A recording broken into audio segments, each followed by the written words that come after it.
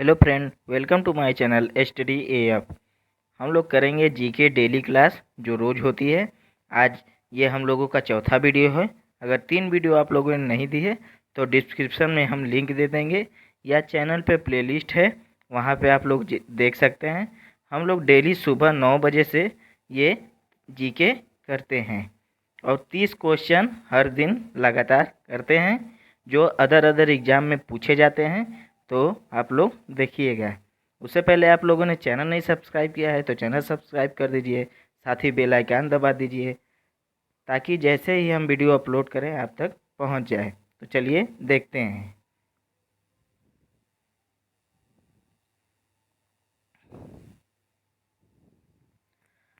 मुद्रास्फीति के समय के दौरान कर की दरों में निम्नलिखित में से क्या होगा?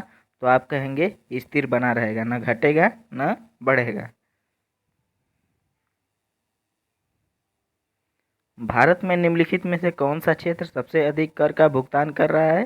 तो आप बोलेंगे औद्योगिक क्षेत्र सबसे ज़्यादा कर का भुगतान कर रहा है भारत में। ऑप्शन नंबर बी सही हो जाएगा। समुद्री जल की सामान्य लवणता को समुद्री जल की प्रति 1000 ग्राम नमक की मात्रा के रूप में परिभाषित किया जाता है। निम्नलिखित में से कौन सा कथन सही है? तो ऑप्शन नंबर सी होगा 35 ग्राम। प्रेरीज की सही परिभाषा निम्नलिखित में से क्या है? तो ये उत्तरी अमेरिका के शीतोष्ण चारागाह क्षेत्र हैं। एशिया और यूरोप के शीतोष्ण चारागाह क्षेत्रों को क्या कहते हैं? तो स्टेपीज कहते हैं। एशिया और यूरोप के शीतोष्ण चारागाह को स्टेपीज कहते हैं। ये अलग अलग एग्जामों के क्वेश्चन हैं, आप लोग देखते रहिए और वीडियो में बने रहिए। ऐसा अर्थशास्त्र जैसा उसे होना चाहिए, यह कथन निम्नलिखित में से किसके संबंध में है? तो आप बोलेंगे मानक अर्थशास्त्र। जब व्यक्ति को किसी वस्तु को छोड़ने की बजाय उसके लिए अधिक कीमत अदा करनी पड़ती है तो उसे क्या कहा जाता है? तो उपभोक्ता की अधिशेष कहते हैं।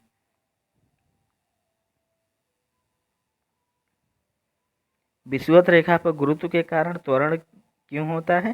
ध्रुवों की त्वरण की अपेक्षा कम होता है। विषुवत रेखा पर गुरुत्व का त्वरण कम होता है, ध्रुवों की त्वरण की अपेक्षा कम होता है। निम्नलिखित में से कौन सा एक न्यूक्लियन नहीं है? तो आप बोलेंगे पेसिट्रॉन। बाकी प्रोटॉन, न्यूट्रॉन और इलेक्ट्रॉन ये सब न्यूक्लियन है। पेसिट्रॉन आपका न्यूक्लियन नहीं है। सीसा पेंसिल के निर्माण में किस सामग्री का प्रयोग किया जाता है? तो आप बोलेंगे ग्रेफाइट का। ऑप्शन नंबर ए सही हो जाएगा। फ्रिक्शन कोण और रिपोज कोण निम्नलिखित में से किस रूप में होता है? तो आप बोलेंगे एक दूसरे के समानुपातिक होता है। एक दूसरे के समानुपातिक होता है। कंप्यूटर के प्रोसेसर की गति को निम्नलिखित में से किसे मापा जाता है? तो आप बोलेंगे हर्ट्ज से। सी भाषा क्या है? तो ये उच्च स्तरीय भाषा है। ऑप्शन नंबर बी सही हो जाएगा।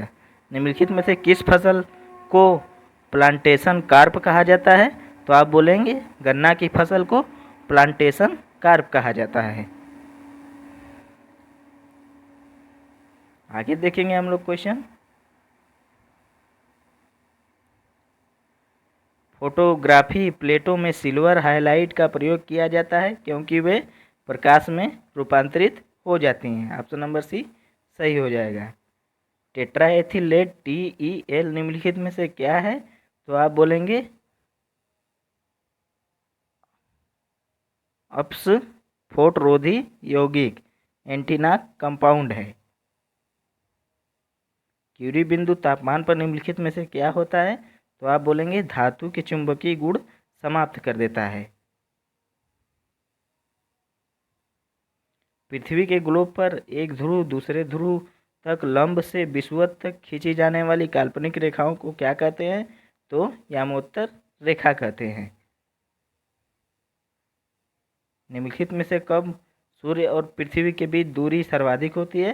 तो अपसौर में सूर्य और पृथ्वी के बीच दूरी सर्वाधिक होती है। वाष्पमुख निम्नलिखित में से किसके उत्सर्जन से संबंधित है? तो गैस से संबंधित है। ऑप्शन नंबर बी सही हो जाएगा। निम्नलिखित में से किस राज्य की साक्षरता दर राष्ट्रीय औसत से भी कम है?